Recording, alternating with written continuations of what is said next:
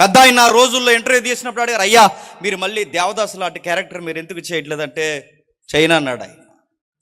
ఎందుకు చేయరని అడిగితే ఆయన అన్నాడు, చేయనండి అన్నాడు. ఎందుకంటే నేను దేవదాసు క్యారెక్టర్లో నేను మంచి చూపించిన దానికన్నా నేను ఆల్కహాల్ కంటెంట్ తీసుకున్న దాన్ని ఎక్కువ ప్రజలు బై హార్ట్ చేసుకున్నారు, ఫాలో అయిపోయారంటే ఈ మనుషులు మంచిన దానికన్నా చెడుని ఎక్కువ తీసుకుంటారు, అందుకే అలాంటివి చేయను అన్నాడు ఆయన.